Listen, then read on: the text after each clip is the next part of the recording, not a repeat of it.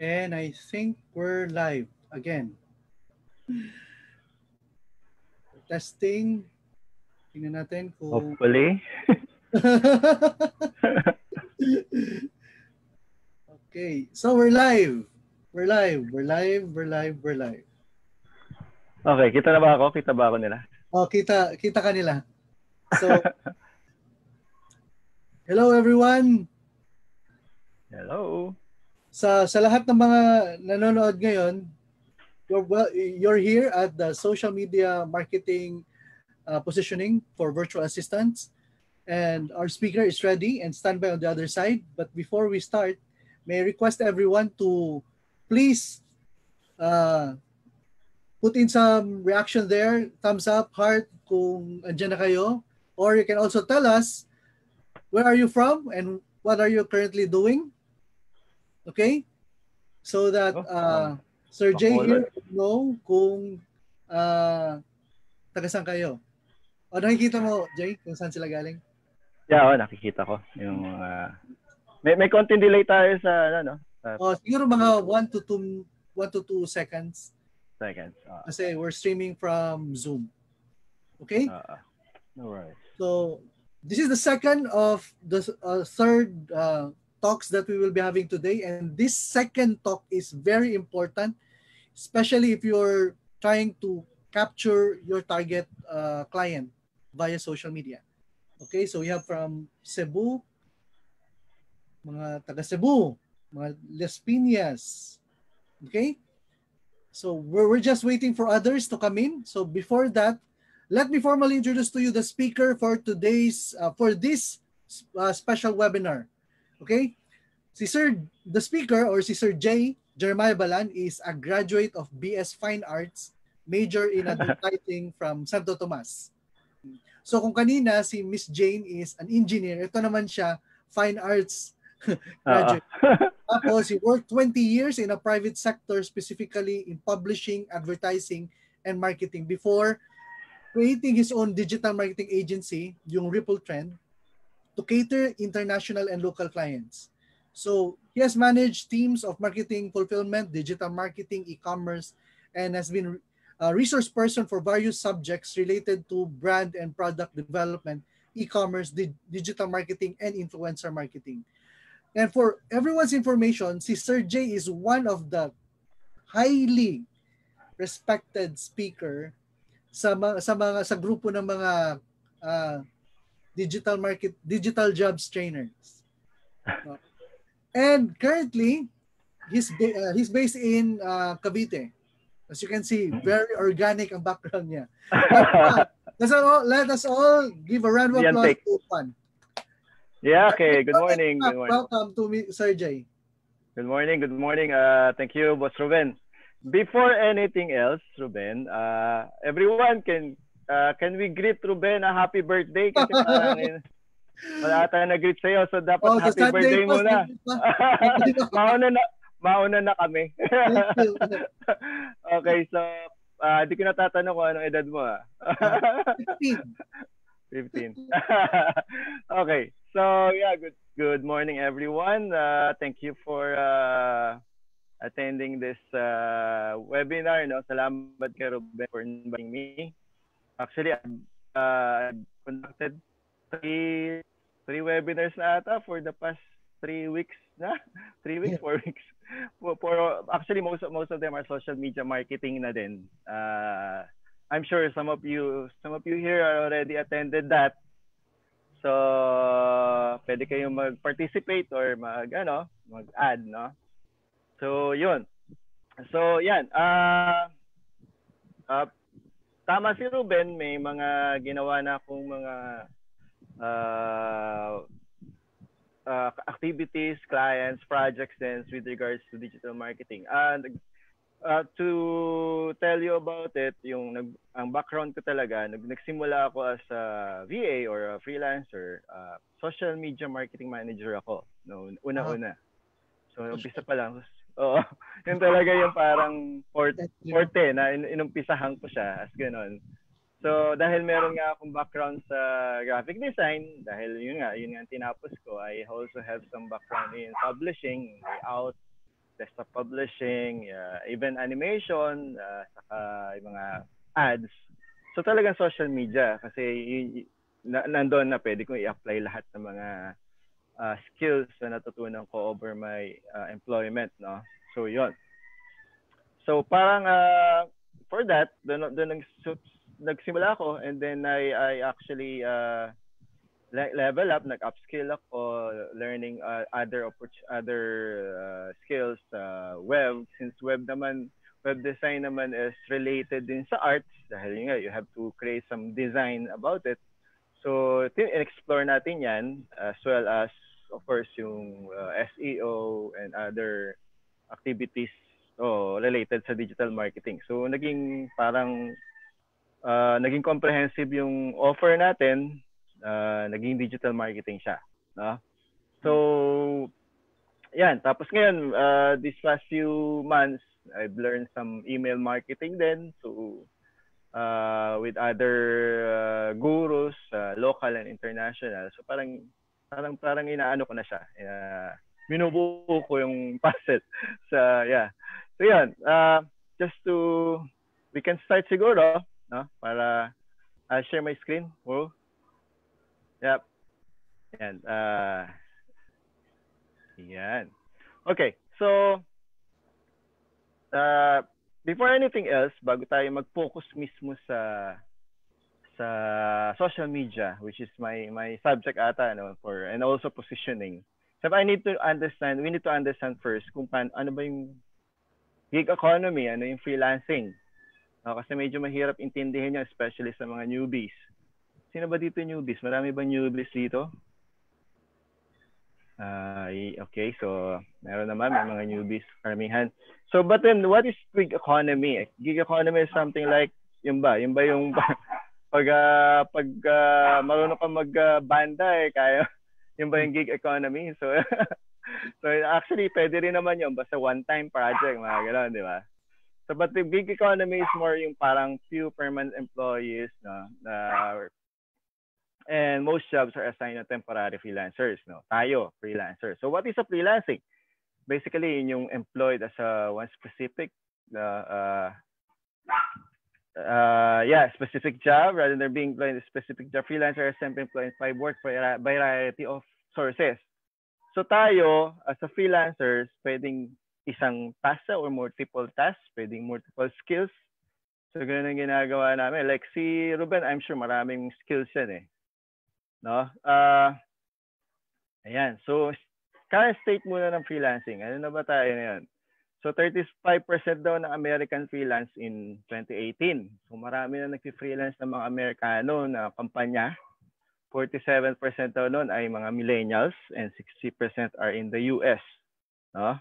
Instead, they choose to work from home over traditional jobs. Okay, more freelancers believe that career is more stable. Totoo kaya yun, Ruben? More stable ba tayo? So, diversified portfolio of clients and a job with one employer. So diversified ang clients. I have a client in the morning, I have an employer in the morning, I have an employer in the evening. So, magkakaiba sila ng niche din. So, pwedeng ganon. Okay?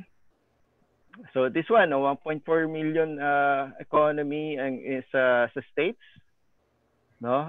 Sabi nga 13%, like tumataas din siya, especially ngayon after COVID pandemic, medyo tumataas, no? So how freelancers look for work, normally online marketplace, yan nga, Upwork, ano pa ba? Outsourcely, yan, mga ganon, no? Yung iba, word of mouth, mga social media platforms. Ngayon, social media platforms tayo. So, number 3 siya, no? Yung word of mouth is actually based on social media din. So, kung tutuusin, halos nasa second and third ang social media when it comes to looking for work, no? Others are networking sites din, no? As well as, no, yun, social media pa din yun. And then number 5, Facebook page, social media pa din. So, kung makikita nyo dyan, it's very important for a freelancer ang social media. Okay, so where clients are located. Ayan, so makikita nyo dyan, mas malaki sa US, no? 68%. By the way, this one is 68% of the overall population. 21% Latin America, 51% sa Europe, 9% sa Middle East. By the way, I have clients in the Middle East. Akala nyo mahirap, pero marami din tayo na sa Middle East na clients kasi they understand Filipino. Mas tiwala sila sa mga Pilipino kaysa sa ibang lahi. As you know, tayo naman ay mga OFW, yung mga, I'm sure some of us or some of our relatives are OFW so nagpunta sa Middle East like Saudi Arabia, and they trust Filipinos more than other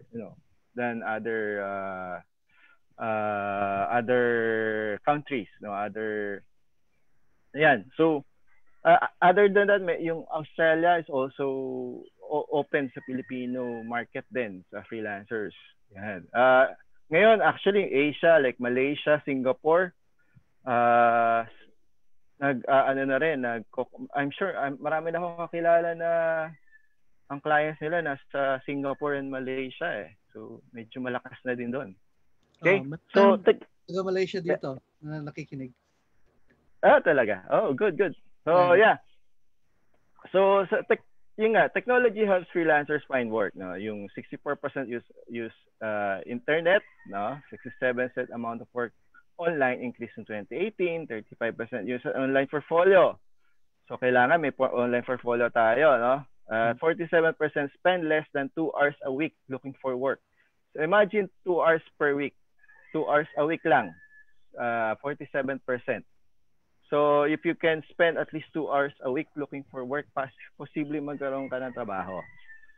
Okay, freelancer turns to training. Yun nga, yung iba, I'm sure ngayon, kaya rin kayo umattend ngayon sa webinar because you want to learn, no?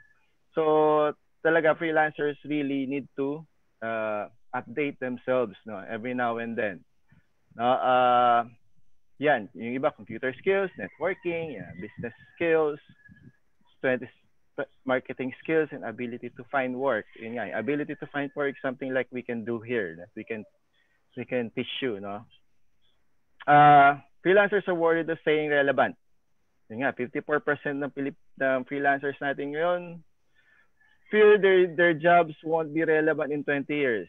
Baka magkaroon robot, may automation, or something like that. So, actually, ganon. Kaya that's the reason why most of the freelancers right now, every 6 months, nag-update. Tama ba, Ruben? No? Ano ba na-update mo na ngayon? Pinaka-latest na... Nagti-TikTok ka na ba? Actually, yun nga in-explore ko pero hindi ko ginagawa.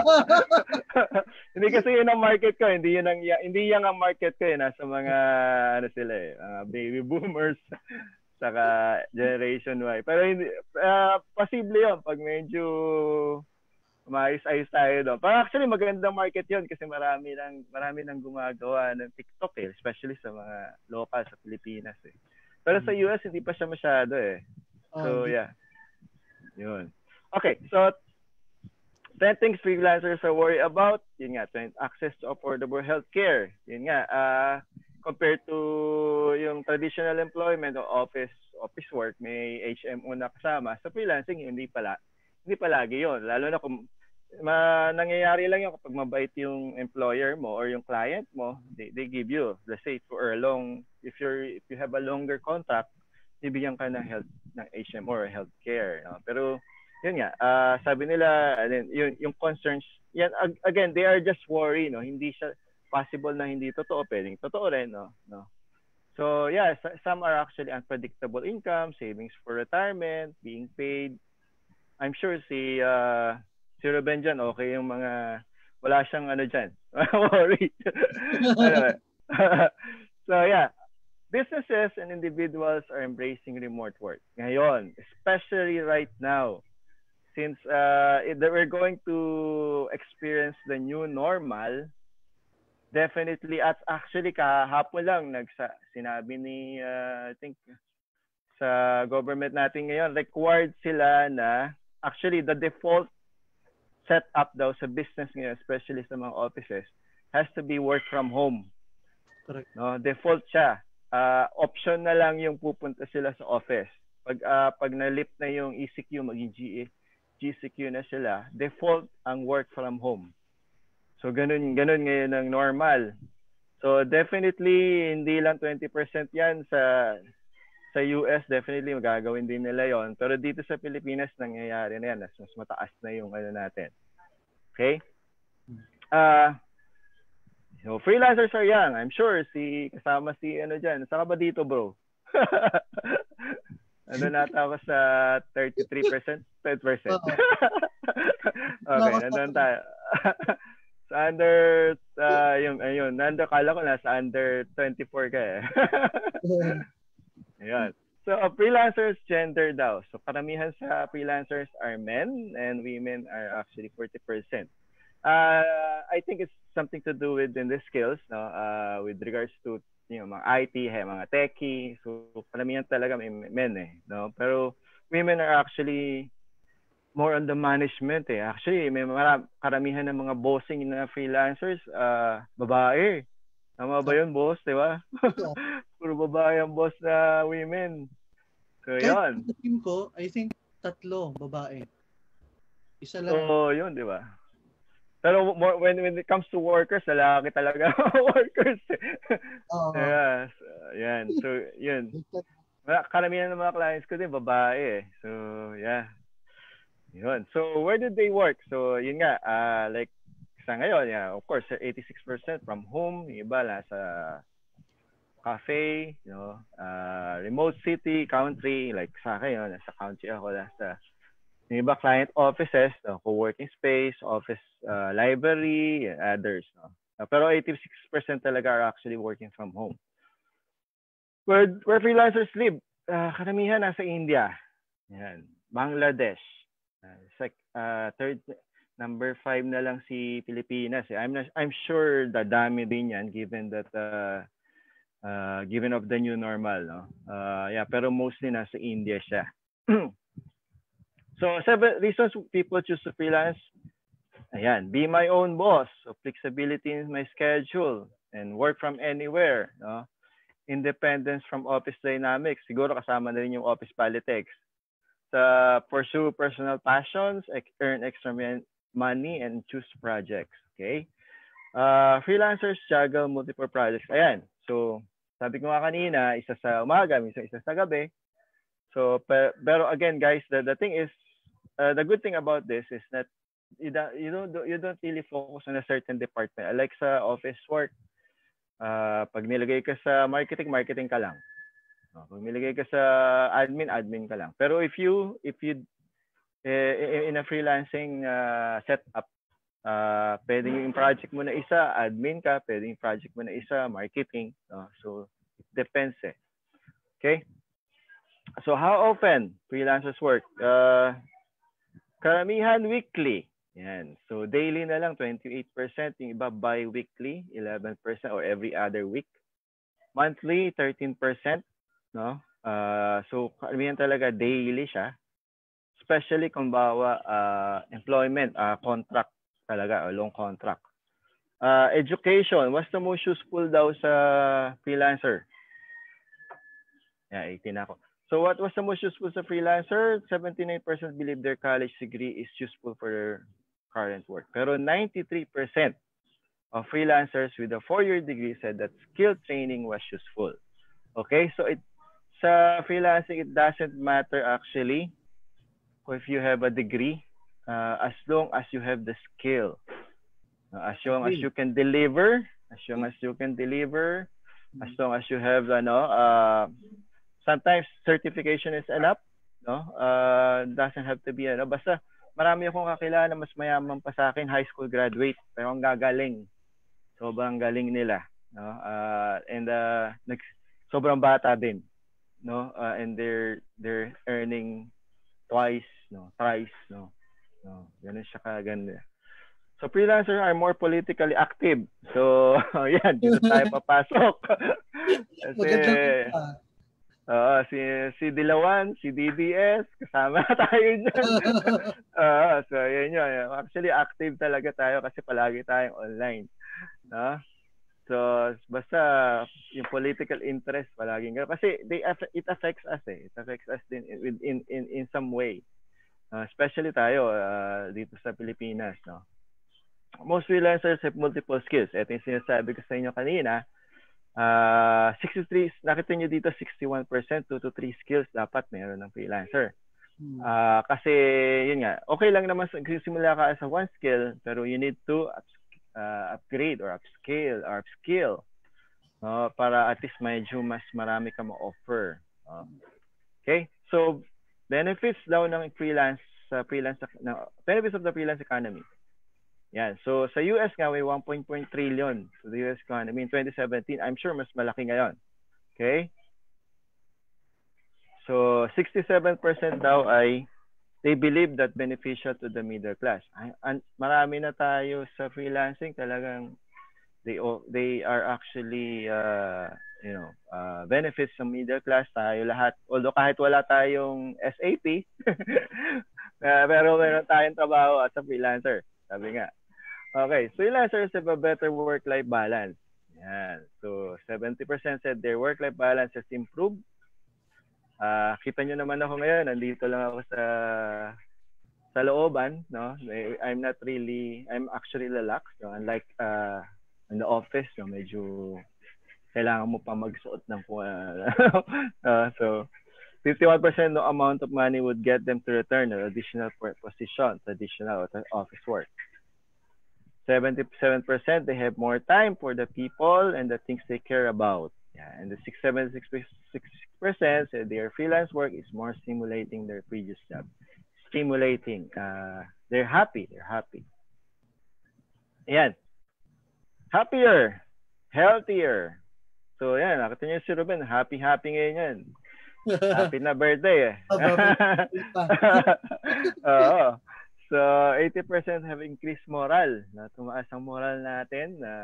Especially sa akin. Actually, nung nasa office ako, talaga medyo sobrang stress ko. Kasi I've handled, bago ako naging freelance, bago ako nag-set up ng aking freelancing business, dati ako nasa Cebu ako, bro. I've actually handled 60 plus na tao. Imagine, every day, minamanage ko sila. And they have different personalities, di ba? Parang, siyempre, medyo mataas yung stress doon. Pero ngayon, okay siya. Although, minamanage ko siya, pero may mga minamanage ako na remote, but it's not the same stress, no? It's not the same stress, tapos pagkatapos may kwentuhan lang, and so it's not really that, there's no stress when it comes to this, yung office talaga, office setup, no? So 68% have better quality of life. Now, imagine that, oh. Tapos, improvement in sleep and general health. Again, yung 64%, medyo naaabuso eh. Improvement in sleep and general health. Kasi sometimes, some of the freelancers, sa dami ng, opportunities, nakakalimutan na matulog. No? Tatlo, apat na kliyente, pagkakasya sa isang araw, ayun. Nakakalimutan na matulog. So, ingat lang guys. So, kung sakali mag-explore kayo, try nyo namang i-balance. I-balance yung work nyo sa life. Yeah, so optimistic tayo, mga freelancers. So, we agree the position provides opportunity. No? Siyempre, we provide value eh. We always provide value. 70% agree that job provides pay appropriate to skill level. Yeah, so 81% agree that work is challenging and giving them the opportunity to develop new skills. So unlike sa office, di ba, pag binigyan ka ng isang trabaho sa opisina, yun lang gagawin mo. Wala ka ng opportunity to develop new skills kasi hindi ka na mabibigyan kasi nasa isang department ka lang. Pero sa freelancing, sasabihin sa'yo, can you learn this? Kasi gusto kong actually, doon ako nagsimula, bro, eh. When I started as a social media marketing manager, nag-resign for some reason, nawala yung web designer namin. Do you know how to do this? Sabi ko, I have a background before. Sabi ko, sige, tingnan natin, explore natin. So, natututo ko na ayos yung since I manage people who are using WordPress, in-explore ko yung WordPress. Yun, natuto na ako. Ganun din, actually, with regards to social media and other SEO, pinag-aralan ko talaga siya. Kasi kailangan sa trabaho eh. At the same time, it's a good opportunity for me na tumaas din yung sweldo ko. So, yun nga lang.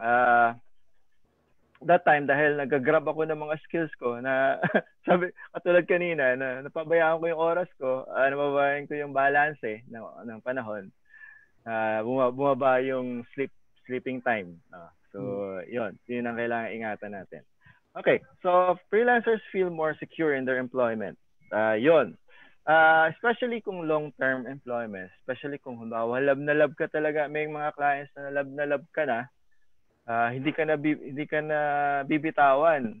So imagine that, no? So actually may mga ganun akong employers, clients na talagang umiyak sa akin pag nung nag-resign ako. Kasi yun nga, medyo nahihirapan daw siya. So but I asked them to I promised them that I will help them, find a replacement. So yun yung nangyari. Yung kay Alvin, yung client niya, yun talaga yung sa kwento niya, yun talaga yung nagbigay sa kanya ng initial fund to start. Oo nga agency. No? Kay Alvin, no? Okay nga yung kay Alvin, no? So, yeah, siya ng generator eh. Talaga, galing, no? Galing. Local ba yun o international? International siguro, international. International, talaga. May mga ganun. Actually, marami ako nakikitang post. Nagpadala ng laptop, ganun. Nagpadala ng gadgets. Kasi, yun nga, because they already provided. They know that they can give value na to the company. So, hindi ka niya pababayaan. That's actually more secure then, no? Compared to, yun nga, may mga clients nga, pati, ako na, meron akong client before na meron kaming 13 month, meron kaming bonus. Para ako nasa office. May ganon. Nagsimula ako ng ganon. May 13 month, may performance bonus. Tapos ang holiday namin, Philippine holiday. So international yon. So yeah. So there are employers talaga na, or a client talaga. Medyo ayos sila. They actually generous, no? So yan. Ito, ganito tayo. We're actually more resilient with other, type of employment, no? Kasi tayo, yan nga, 42% of freelance say they now have the ability to work despite having personal obstacle or special needs, no? Kahit ECQ tayo or kahit GCQ pa man or kahit barbecue pa man. Kagaya ngayon, nasa barbecue, sobrang init sa Cavite. So yeah, we have the ability to work. No? We're resilient, kumbaga. Yun yung maganda sa pagiging freelancers eh. Yan. So income in the freelancer economy, ito an average to, no? Yung IT nasa 21, design nasa 20. This is actually an average, hindi to Pilipinas lang. No? Pwedeng mga US din to or Indians. So yeah, finance, no, and management 20. Yan, nasa 20, 25, 16. Bakit nagtataka kayo, bakit mababa si babae sa lalaki? Actually, I don't know. I'm not sure why. Pero with regards to sales and marketing, mataas si babae. Kung mapapansin niyo siya dyan. So, in legal, mataas din si lalaki. Pero yeah, that's what we notice on this data. So, yun. What are the average earning per field? Yun nga, yan, 20, 21. So, normally doon naglalaro, 28. Okay, so on average, nasa $19. Kapag, yun nga, nasa Pilipinas tayo, Asia, yung iba nasa $5 eh. Medyo nalulungkot nga ako doon with regards to that. Kasi pag, let's say, especially pag newbie ka, grab na lang ng grab kahit $3, kahit $2. Wag naman po. Sayang ang panahon. Remember, time is important. Time is valuable, actually. No, okay lang kung kumita ka ng konti pero hindi ka naman matutulog ng ilang araw, ng ilang oras. That's actually not good enough. Okay? Saan na ba tayo? Ayan. So, when it comes to pay, yan, experience trumps education. So, yan, high school, pwede 19, no, an hour. So, bachelor's degree, 18 an hour. Pag master's degree, 20. So, hindi siya naglakakalayo. So, yan. Yun lang. Ang problema sa atin, freelancers get ripped off a lot. So, yun nga, kung may good side, may bad side tayo. May bad side sa freelancing. Yeah, companies don't take freelancers seriously. No, freelancer lang yan eh. Yun. So, poorly written or vague contracts, yun yan. Yung may mga, especially if you have contracts directly sa client, hindi dumadaan sa marketplace like Upwork, sometimes vague yung contract. Parang hindi kulang. So, minsan, magkakaroon ng delays, wala pala sa contract mo yun. Pag na-delay ka, okay lang. So, yun. Pag na-delay yung payment, okay lang. So, yun. Unethical companies. So far naman, awa naman ng Diyos, hindi ko pa na-experience yung mga ganon. Some of my clients are actually good naman. No? Yan. Stick by a client, yes, or yeah, mostly. Yeah, projections daw. Projected growth, 43% sa 2020. I'm sure mas malaki ngayon, given the circumstances ng COVID. Yan. Bilisan ko lang ng konti at nasa 30 minutes na ako. More business will use freelance. Okay, so 25% of global businesses are predicted to have 30% remote workers by 2020. Yan. Again, this is actually an old data. After COVID, I'm sure mas mataas to. Okay? What's missing from freelancing? A stronger community and more chances to collaborate. Kulang pa rin. Totoo yun, guys. Kulang pa rin tayo sa collaboration with regards to That's the reason why we've created FOPSCo. Di ba, Ruben? That's the reason why we created FOPSCO kasi kailangan natin ng stronger community with regards to freelancing. Kailangan natin ng boses sa gobyerno para magbigay ng batas, ng benefits sa atin din as a freelancers. Kasi bakit? We're the OFW version 2 or online Filipino workers. Kailangan din ng suporta sa atin, no? And streamline business operations, yun nga. Well, mayroon mga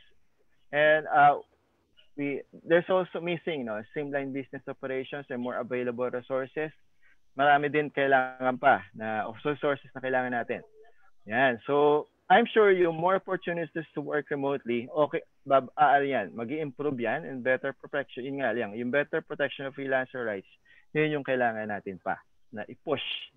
May mga support naman tayo from the Senate, sa Congress, pero hopefully lumakas siya pag meron tayong community na, stronger community to push yung mga benefits natin. Okay? Yan. So, freelancers view globalization as an opportunity for expansion. A non-threat daw. Neutral, no? Net neutral. And a threat due to increased competition. No? Dahil dumadami tayo, yung 8%, pero opportunity for expansion is good. No? Konti lang yung ng 8%.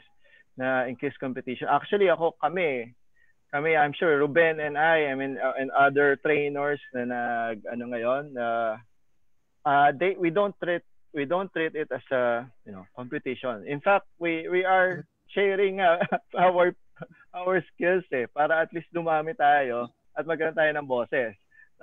And sabi nga, actually, I read a book na parang there's a customer born every minute. I think that's a book for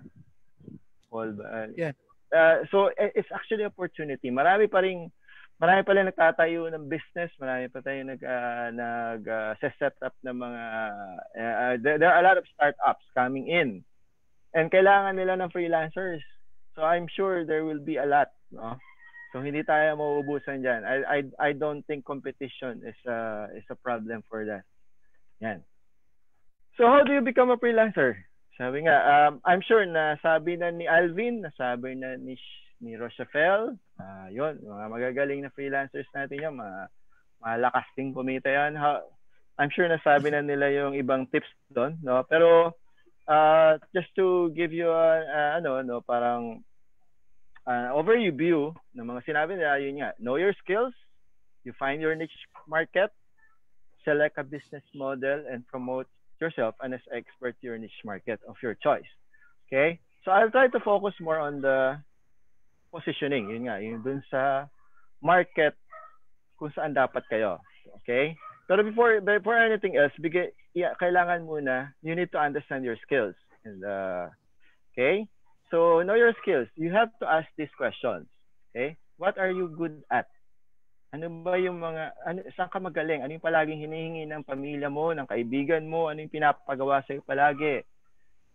Hindi naman siguro magsaing lang palagi araw-araw o magluto or mag-ihaw, di ba? Pero there's also skills, no? Pero some skills na pwede mong i-offer online or you can be passionate. Number 2 is what can you be passionate about? No? Ano ba yung pwede mong ibigay for free? Actually, ako, passion ko na mag-portraiture eh. Actually, I always give it for free. Caricature, yan. Ginagawa ko yan nung bata ako. Tapos, lately, I can provide logos na lang din. Ganun. So, passionate ako sa graphics. No? So, doon ako nagsimula. And then, I upskilled to social media marketing. So, what are you willing to learn? What complements your passion? So, if you're passionate na graphic designer, anong pwede mo i-complement? Since, sabi ko, ako graphic designer, pwede ako maging social media marketing. And pwede ako sa web designing, pwede ako sa animation, pwede ako sa video production, sa editing. Kasi it complements my passion. Okay? So what others are successful at? Number 4. O saan successful si Ruben? Saan successful si Rochelle? Saan successful si Jane? Si Alvin? And you can also do. Tingnan niyo yun. So, at may mga guru din na, I'm sure, check niyo yan sa freelancer community, mga groups. Sino ba dun mga successful na? At kaya niyong gawin. Kaya ko din yan. Pwede kong pag-aralan yan. So, tingnan niyo yun. Tingnan niyo yung sarili niyo. After that, evaluate your skills. So, halimbawa, nakapili na kayo. Pili kayo 5. Can it solve immediate problems ba? Nakaka-solve ba? Yeah, let's say if you're a graphic designer, makakasolve ba to? Let's say, kailangan ko ng logo, sabi ng isang kliyente. Mabilis yun. So, you can solve it. Can it solve the problem in a superior way? Kailangan ko maganda na logo. Are the benefits easy to measure? Siyempre, pag maganda yung logo, it provides awareness, it provides exposure, mas makikilala sila because of the logo. Is the solution cheaper than the problem? Cheaper siya kasi kung walang logo, hindi sila makikilala. Bababa yung sales nila, bababa yung operation. So, bababa yung customer. Kasi wala naman magpangit yung logo nila. That's actually cheap. Kung magagawa mo ng maganda yung logo, that's actually cheaper than the problem. So, will it allow to have a repeat business? Of course. Siyempre, di ba, dahil kilala na nga, magkakaroon kayo ng repeat business. Are you qualified to perform the skills? If you have a background in logo design, if you're a graphic designer, why not? Diba? And then, will you enjoy? Yung importante sa lahat, will you enjoy solving the problem? Happy ka ba? Pag happy ka, happy ako. Sabi nga ni sino nga ba yung immortal? Okay, now you know your now you know your skills. Yeah, your online profile reflects that you are an expert on those skills. So pag-aralan niyo, so once you know your skills, expert ka ba? Pag nakita kita sa social media, will I see you as an expert on those skills? Okay? So, siyempre, umpisahan niyo siya sa profile. So, a profile is a brief summary ng skills mo, strength, experiences, should convey what you are seeking or what you have to offer the person reading it. So, yung skill na yon has to be yung skill na pinili nyo. Kung halimbawa, actually, I think I watched Rochelle video before, yung webinar niya, ni-review ko siya. sabi niya doon na tanggalin niyo na yung hindi related dun sa skill na pinili niyo. If you're a janitor before and you're a graphic designer now, tanggalin mo na yung janitor na experience. Focus on the skills now. Focus on your strength, on your experiences, na kung ano yung ginawa mo, no? Syempre, so where do you create your professional profile? So, yan. LinkedIn, Facebook page, Twitter posts, freelancer marketplace, yan. As well as, of course, you have your own blog then, no? You can also create your own blog, yung personal website.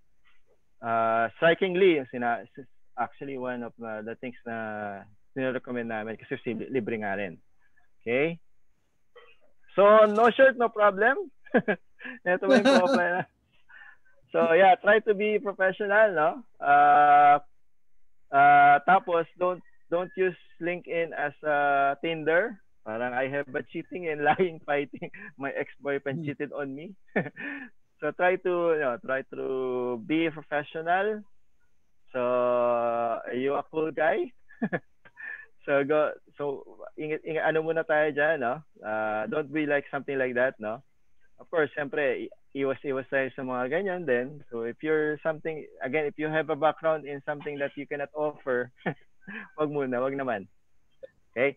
So yeah, elements of a successful profile. Yan, display name, professional photos. I'm sure na-discuss na rin to ng mga trainers natin before, no? Si Alvin, Rochelle, and Jane. Yan, so ito yung mga profiles na mga ganda. Like ito, si Bas Ruben. Yan. Nakita mo naman, gwapong-gwapo dito. Ito si Lip, isa sa mga idol natin. Yan. Of course, si Ian, si Marl. Yan, so si Rochelle. Yan, isa rin yan, si Rochelle. Okay, tapos ito, sino ba itong hangot na to? Okay, so ako pala yan. So yan, ganyan, yun nga, guys, of course, sa profile din, sa marketplaces, you also need to make sure that it's the same thing as well on other profiles that you have. Baka mamaya kasi, bawa sa marketplace nyo, diba nakalagay doon sa LinkedIn nyo, so hindi siya nagtutugma. Kasi normally, ang client, pag nag-apply ka o nag-send ka ng proposal sa kanya, titingnan niya lahat ng profiles mo in different platforms. Kung pare-parehas ba at nagsasabi ka ng totoo. Okay? So, make sure lang na similar siya. So, excuse me. Finding clients. So, but who is your ideal client? What is your niche market ba? Okay? So, why do you need to have a niche market anyway? Bakit nga ba? Kasi, well, you're more likely to win projects over general freelancing competition. So, I think someone mentioned na hindi ka dapat maging general VA or general virtual assistant. No, actually, as much as possible, iniiwasan ko din yung word na virtual assistant. I always parang identify myself as an online professional. No? Kasi yung virtual assistant, nagsimula siya na mababa Parang, you're a VA, especially sa mga US clients. Pag nasabi kang VA, you're all around general VA. Pero hindi nila, if you need to identify yourself based on your skills. You're a digital marketing strategist, you're a professional web designer, you're a professional graphic designer, has to be ganun dapat. Hindi tayo mag-ano doon sa VA lang or general VA. Make sure that again guys, as a freelancer, it's a business. It's not actually more of a employment. It's an employment, yeah. I mean, yun ang ginagamit sa umpisa, pero actually it's a business. Mamaya pag sasabihin ko yan in great details. So niche freelancers can easily justify higher rates. So parang ganito lang yan. If you're a physician, if you're a doctor, if you're a general physician or if you study general medicine lang, mababa ang sweldo mo compare mo to sa surgeon. Mataas ang singil mo pag surgeon ka or pag cardiologist ka. So ganun din tayo sa freelancer. If you see yourself as a general VA lang, mababa lang ang tingin sa'yo. Okay? But if you see yourself as a skilled niche freelancers, you can justify higher rates. No? You can justify higher rates. Okay? Clients are more likely to return as customers, bringing new work straight to you. So, ganun siya. Kasi, like say, for example, if you're just an example, parang, just, for example, if you're an electrician, no? Tapos, ang focus mo is gumawa lang ng aircon. So, syempre, pag alam ng tao na nasira aircon nila, ikaw ang unang titingnan. Ikaw ang unang hahanapin kasi ikaw, you're a specialist on that aircon part. Ganun din sa freelancing. If you're an experienced or an expert on a certain skill, not just skill, pero market, niche market. For example, you're a web designer for real estate. So, real estate lang. Lahat ng mga real estate industries doon ka expert kasi alam mo na yung pasikot-sikot noon, even the terminologies, alam mo na siya. That's actually a good niche. That's actually you're going to be more popular, no, than others. Okay? So how do you find your niche market? So, for example, you have to look for suggestion. Let's say you go to keyword.io, no? Check mo lang, maybe web designing for or social media marketing for. Lalabas yan, marami. Let's say social media marketing for dentists, social media marketing for restaurants, social media marketing for real estate. Marami yan. There's going to be a lot of lists. Okay? So after that, if you found, ilista mo lang yon, kunin mo lang lahat yun ng list na yon, and then after that, ask yourself these questions. Do you know a lot about this industry? About this industry. Yung restaurant ba yun? Or do you know a lot about this industry? Are there courses that can teach you how to succeed in this market? Pwede ka bang maging successful sa market na to? Ayan. Meron bang nagtuturo? Or meron bang may mga trainings ba, paid ba, or free na pwede mong kunin para maging successful ka sa market na yon? May connection ka ba? Tingnan mo yung connection mo na related sa market na gusto mo. Okay? And can your skills solve their biggest problems? Yung social media marketing ba, makakatulong ba siya na malaki sa real estate? Sa mga broker? Sa contractor ba? Pwede ba siya? Ganun. So, restaurant, pwede ba siya? Makakatulong ba na malaki? Does your skill easily attract business in this market? So, yung skill na yon as a social media marketer or as web designing, can it attract business easily? Yun yung tanongin nyo. I-evaluate nyo yung list na yon. Pili kayo ng 5 lang. 5. Okay, pili kayo 5. After that, sa 5 na yon, i-drill down nyo pa rin siya. Markets you have served before. Ano ba yung mga market? Let's say, empleyado ka ng real estate, no? And you want to have a social media. Oh, may real estate na ako, baka alam ko na yon. So, pwede pala ako dito sa real estate. Pwede ko dahil alam ko na yung real estate business. Markets you want to serve, even for free. Dahil gusto mo siya. Let's say ako, gusto ko yung mga artists, yung mga painters, no? Kasi I'm an artist myself. So, okay lang sa akin yun na kahit libre, kasi I want to serve them. No? Because I want to help them, even for free. So, pwede ako doon. Okay? Markets would benefit greatly from your service. Yun nga, again, babalik ka doon. Social media marketing ba? If you're a social media marketer, mas malaki ba yung benefits na makukuha nila doon sa market na yan? Okay? And then, yung 3 market nyo, yung drill down na 3 na lang siya, di ba? Pili na kayo dyan. I-rate nyo na siya sa top 3. From 1 to 3. Can your skill offer faster results from this market? Rate nyo siya. 1 to 3. Does this market understand the skills that you offer? Naintindihan ba nila?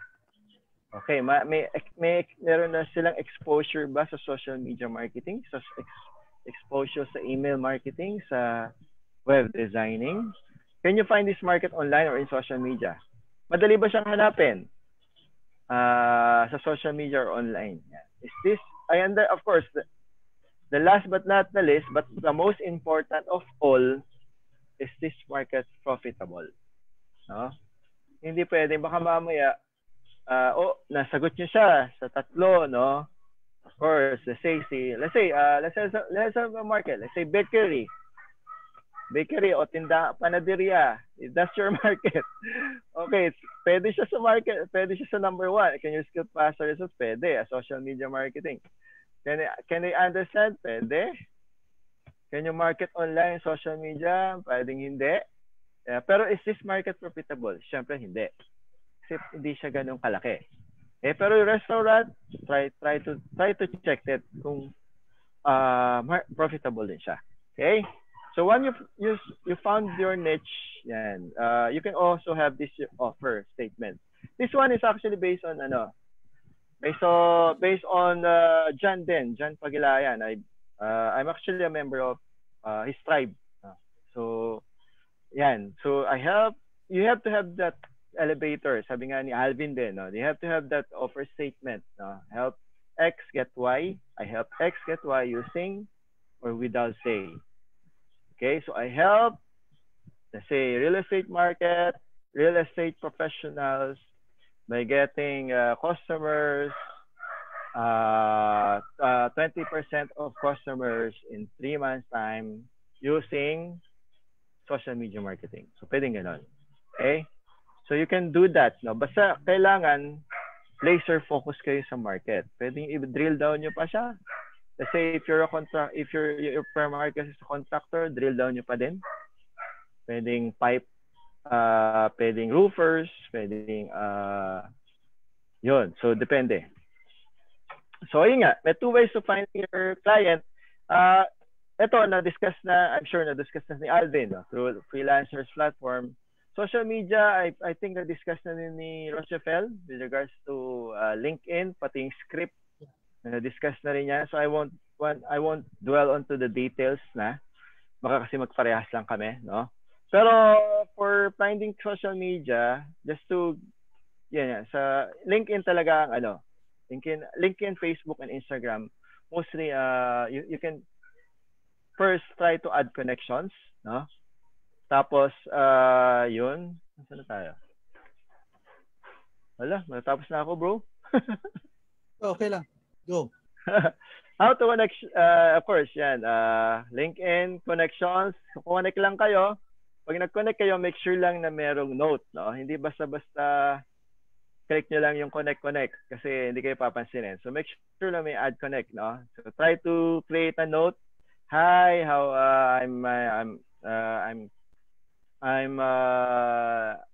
so you can greet them, introduce yourself. I love connecting people, especially in the let's say if your niche is real estate industry, yun, ganon. Okay? But then again, guys, make sure lang na hindi kayo mag-o-offer ng serbisyo muna sa umpisa. Okay, karamihan kasi ng marami ako nakita ngayon ng mga freelancers. Bilagan nag-o-offer. That's a no-no. That's a big no-no when it comes to connecting to clients, connecting to your prospects. Kasi parang ganito lang yan, no? On the first date, no? Parang ano bang pangalan ng anak natin? Parang nampisa pa lang, nagtatanong ka na ng pangalan ng anak ninyo, first date nyo pa lang. That's parang gano'n yung ginawa nyo sa kliyente. No? Nag-offer kayo agad ng servisyo, which is not good. So try to, yun nga, parang you build rapport first. No? Siyempre, pag bibuild nyo na nga for rapport, hindi naman palagi na puro bigay lang ng bigay. Wala na kayong offer about your skills. Hindi nyo na siya binigyan ng, yun. Tapos eventually, yun nga, hindi siya, parang friend zone lang pala kayo. Okay lang. So hindi niya kinagat yung offer mo. Okay? At before anything else, sabi ko nga, bago kayo mag-offer, bago kayo mag-ano ng service nyo, we have to become a cheerleader. Okay? Become a cheerleader. Engage your prospects in groups, in LinkedIn, in their timeline posts, no, in their posts. Like mo sila, i-comment nyo, i-praise nyo yung mga pinagagawa nila, especially kung related yun sa mga trabaho nila o sa business.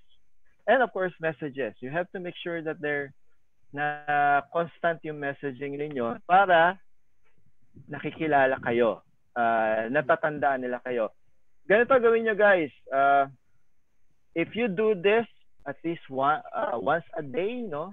Yeah, you have a prospect at least once a day, you try to like their post.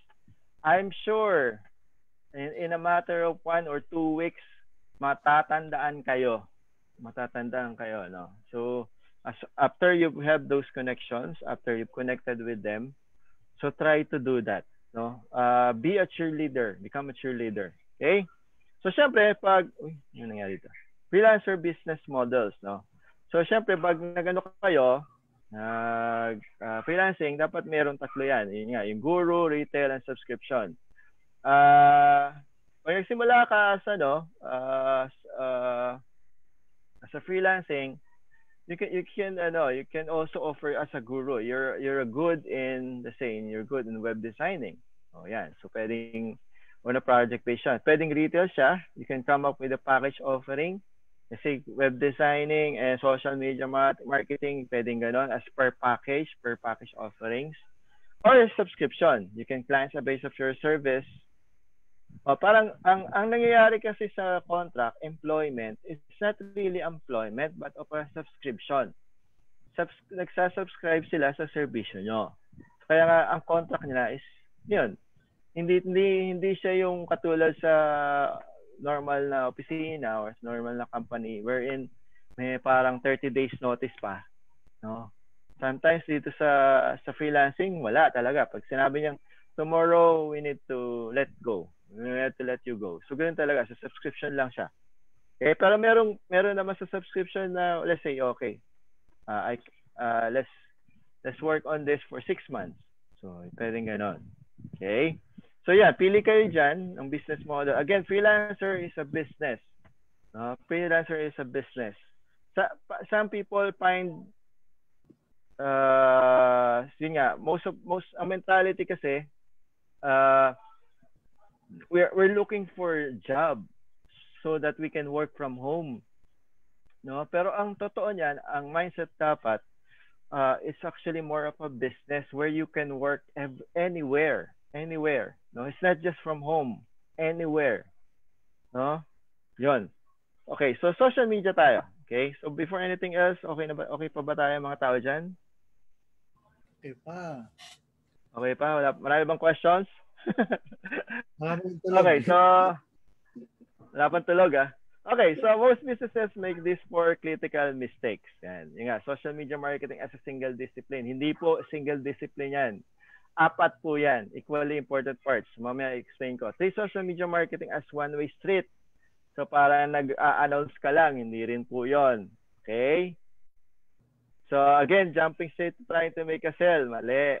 Okay? So, yun nga, sabi ko, hindi kailangan meron munang rapport, meron munang pasakalye, dinner, yan. Parang ligaw muna, ligaw. So, and then if you have a business, you fail to tie social media to other goals, may mali din yan, okay? So yeah, ito how social media works with marketing. So especially sa freelancing din. If you're a business, a freelancer, you generate awareness. You generate awareness to your brand and your marketing campaign. Sa brand nyo as a freelancer, as an expert, as an authority figure. You generate your awareness as an authority figure. Okay? So you get, another one is get them to engage.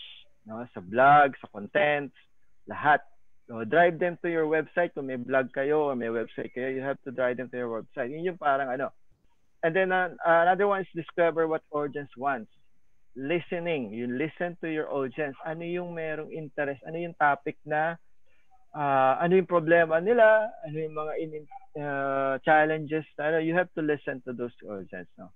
And the last one, of course, testing ground for paid campaigns. So if you want to, if you have a business na, if you want to offer your skills and services, pwede yung as a ground for paid campaigns. Okay? So ito yung 4 na success cycle. First is social media monitoring. No? Social monitoring and listening. Is important din to. Kasi, again, guys, you need to understand your customer. Social influencing, establish your authority, no, in your industry. yun nga yun. If you're going to establish your, especially as a freelancer, no, a professional, you have to establish it. Social networking, engaging and building relationship. So work on the groups, check on the groups, post in them, connect with people na sa tingin nyo they can be your clients or they can be your network or friends na pwedeng tumulong sa business niyo. Of course, social selling then. Okay? You can always post anything about your services. Okay? Okay, first one is social monitoring and listening. Monitor for respond to brand mentions. Especially sa'yo. Bawa, if you've developed your brand na as a freelancer, normally lalagyan ka ng at, no? Let's say at J Balan or at Ruben Lucero. Maganda yung service niya, ganyan. So yun, makikita mo yun. Listen to conversations around relevant industry topics, no? Engage when you can and add to conversations. Bawa, if you check on Twitter, ang conversation pala is more on the how the real estate will bounce back after the COVID. Yung real estate pa lang yon is let's say your niche market. So you have to listen to those conversations. Possible na you can offer the services, no? So try nyo yun. Tingnan nyo yun.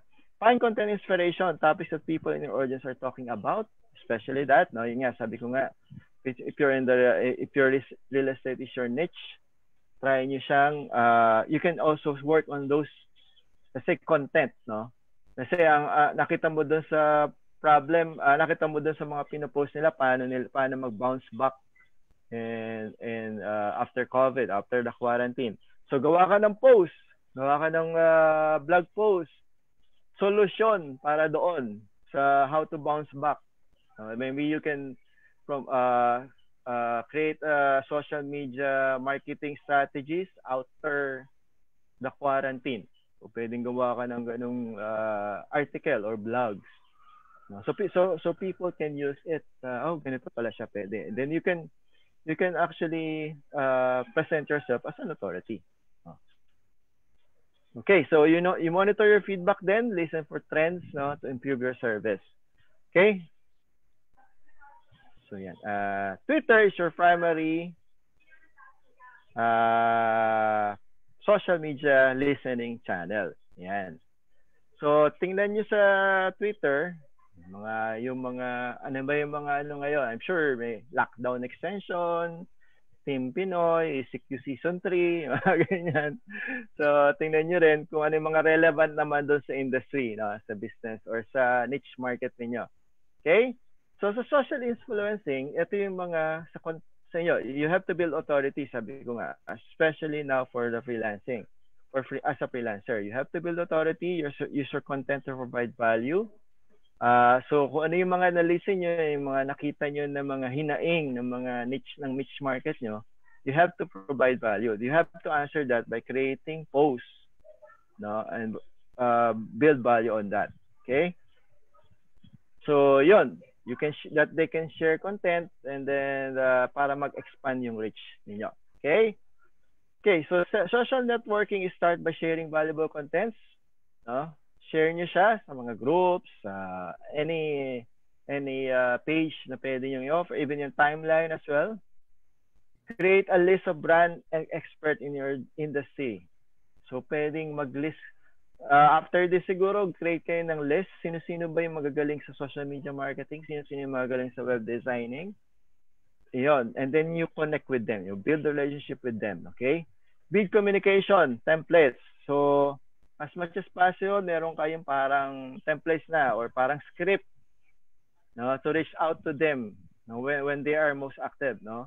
Create mutually beneficial relationships. Kailangan pala, yun nga, again guys, try to be as a cheerleader as much as possible, no. Focus on what and where your audience will find the most value.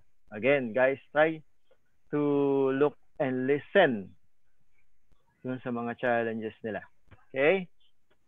So, ito yung mga secret channels, the YouTube and Pinterest, where ito yung focus yung social selling efforts ng secret channels. These are channels where customers and prospects are actively seeking specific content. So pag nag-type tayo sa ano, di ba? Sa YouTube, I always look for how-tos doon eh. No? So I always look for how-tos sa YouTube especially. So yun, you try to do that, no?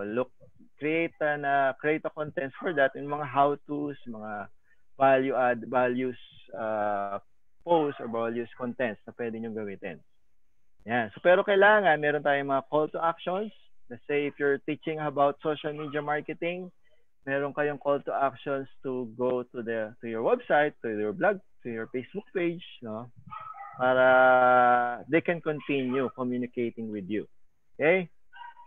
This one actually engagement channels naman, no? This one kailangan may attention grabbing graphics and videos din dito. Kasi mabilisan to eh. Social media engagement to eh. So pag hindi maganda, pag boring yung mga graphics, definitely hindi nila mapapansin. Okay? So you have to make a consistent brand voice. Kailangan, sa unang tingin pa lang, alam na nila, ito pala yung brand ko. Ito lang yung brand ni ano. Okay? So post stories, provide value even with your sales posts, yan. Splinter contents, explain ko sa inyo mamaya kung paano yan. Okay? So social media, pwede pa ba ako, boss? Sure, boss. Wala na, boss. Alam ko, 6 hanggang 1 hour tayo. Okay. Ibang platform na to eh. Yung kanina. Okay. Pwede pa tayo ha. Kasi baka nagugutom na yung ano natin eh. So, yeah. So, yun. Sa social media goal settings, you ask yourself this question. So, what social media channels are you currently posting? Effective ba yun? Why did you choose those channels? Is it Facebook ba? Twitter, Instagram? Is your audience even on those channels? Yung niche market nyo ba nandoon? So, tingnan nyo yun. So, do you have complete business profile? Kompleto ba yung profile nyo? Maganda ba yung picture nyo?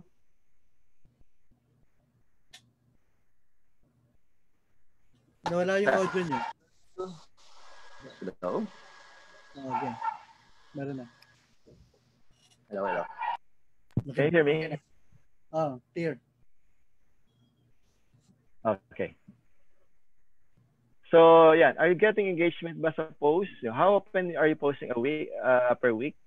What type of contents? What's the content mix? Yeah. What type of engagement are you getting? Comments, shares? Yeah. So, i-audit nyo muna. I-audit nyo yung pinagagawa nyo ngayon. Balikan nyo yung mga pinopost nyo. Is that really relevant to your skills? Yun. So, tingnan nyo siya. Okay? Of course, you have to set trackable, relevant goals. Ang gusto nyo ba, i-increase yung brand awareness nyo and authority? No? Kailangan bang makilala ka as an expert in web design or in social media? So, you have to set that goals, no? Okay, check nyo rin if you're driving traffic to relevant contents. If you post a lot of valuable contents, you can use social media to drive traffic. So kailangan yung valuables to make sure that people will see you as an expert. So you can also generate new leads, no? And you can also parang yung new leads kasi are actually warm audiences. Para maging warm sila na they can engage, no? Kasi you can use it for long sales cycle. Eventually, let's say if you're going to offer services na maybe small offers, pwede yung magamit later on, especially sa email marketing. Okay? Social selling as well, no? Valuable goal for short sales, e-commerce brands, pwedeng ganon, or paid advertisement. Build a community of advocates. So, especially now, let's say sa mga webinars na ginagawa namin ngayon, like say ni Ruben, it actually builds community of advocates. Now, people are sharing contents, no? That's what actually you do when you create webinars. Happens when you create webinars. So yeah, you can create and implement a plan. Determine the channels, no? You need to be on, no? Build a relevant creative assets. So yung mga posts, pictures, profiles, yeah. Create content focus. Is it educating? Is it inspiring, entertaining? So yung tatlong yon. kailangan at least merong isa doon. Are you educating? Are you inspiring? Are you entertaining? Okay, test your contents to see what works. No, after that, if you let's say you test, let's say 5 posts per week, tingnan nyo doon kung ano doon yung na nag-engage. And kung yung nag-engage ba doon ay yung talagang niche ninyo or yung market ninyo. If that's the case, then you're in the right track. Okay? Of course, you need to use analytics. May mga analytics naman sa Facebook, especially Facebook Insight. You can check on that, no? You can trick and optimize your content, build content posting schedules, of course, and stick with it. Okay? Yan. Too many businesses start posting and then stop abruptly. Actually, sa umpisa, ganyan din ako eh. No, I started and then I stopped. Okay? Yun so, hindi dapat may continuity. No, kailangan continuity tayo every posting. So, at least may post man lang at least 3 times a week. That's a minimum. Mas maganda kung may 7 times a week or once a day may post ka. Okay? So, touch points. You have to have some consistent touch points with your target audience. Engage. Again, cheerleading, no? Can you still hear me, Bo? No, Ben, can you still hear me? Yeah, I can still hear you. Loud and clear. Okay. May humihina kasi yung yung aking speaker. Okay, so research. First, you have to research key to social media marketing success. Who is your target audience? Again, what is their age? What are their job titles? What are their interests? What do they need to succeed? What are their challenges and pain points? What questions are they asking? Yan. Ano yung mga content resources and types do they consume? What brands do they most likely follow engagement? So, yan yung parang target niche ninyo. But if your niche market is real estate, so ano yun? Sino-sino ba yun? Broker ba siya? Lalaki ba siya? Saan ba siya naglalagi? No? Ano yung mga page na pinupuntahan niya? Ano yung mga group na sinasalihan niya? You have to check on that. No? And then especially then follow them. Engage with them. So, yun yung kailangan natin. You can do this using, and then you can ask what questions is your audience asking. You can check Quora, you can check Reddit, you can check Facebook groups. Also ask, actually, yung mga website yan, also ask, answer the public. You can, your own content pieces and websites, and of course, your actual customer. If you have the current customers right now, tanungin nyo. No? Ano yung mga questions na challenges, those things. So, pwede nyo gawan ng blog para sagutin. Okay? Or post para sagutin. Yan. How to determine the right channels. Research recent channels demographic, compare to your audience, survey your customers, or current, what content do they find valuable? Where are your competitors? Are they getting engagement? Look at your content pieces. Would that channel audience for your content valuables? Engage with it. Yeah. So, do a good search on channel demographics. Pwedeng mag-hashtag research ka rin sa Instagram. Yeah, let's say social media marketing. Yeah, you can check on that. No? Tingnan nyo kung ano yung mga na gumagawa yung mga social media marketing na. Tingnan nyo yung mga ginagawa nila, and then you can actually learn from them. No? Okay, so it increase the reach of your content. So the more, if you put hashtags, at least siguro 30 hashtags, 12 hashtags, it can increase more engagement. Okay, it can help you connect with the right audience, especially sa Twitter, sa Instagram. Pag nilagay nyo real estate yan, I'm sure yung mga nag-hashtag na real estate, actually he's real estate broker then. No? Yan. Use your content to help guide your decision. Yan. E-commerce, consider Instagram, no? Create content that fits with each channel. So, for example, sa e-commerce, sa mga e-commerce, if your niche market is e-commerce, no? Check on Instagram and Pinterest. Normally, sila yung mga nagpo-post doon din. Okay? Have a high video, mostly YouTube, no? Visual, Instagram yan, no? Kung bawa nandun ba yung audience mo, doon ka sa Instagram. your audience, targeting your young audience. Yung Snapchat, mga TikTok, yan, Byte, yan yung mga young audience. Large budget, consider Facebook and Instagram. And of course, you get a lot of questions and complain, Twitter is a must kasi yun ang listening channel natin. Okay? Okay, conduct competitive analysis. Choose your top 3 direct competitors. So, if you're a web designer, social media marketer, sino ba yung top 3 nyo? Anong ginagawa nila? What are they doing that you can implement?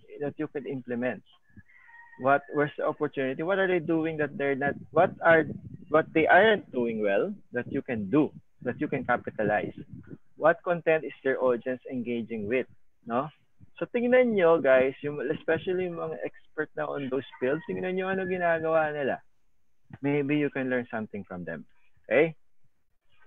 Yan. So what content times they are posting, yung frequency ng post nila, kailan ba sila nagpo-post. So you have to check, no? What are the engagements? Ano yun? What are they responding to engagement? What hashtag are they using? How many? Are they relevant? No? So, with regards to social media marketing, I think si Neil Patel, si Mary Smith as well, yun yung mga magagaling sa social media. No, yun, tingnan nyo yun. Tingnan nyo yung mga... Hello? Larry Kim.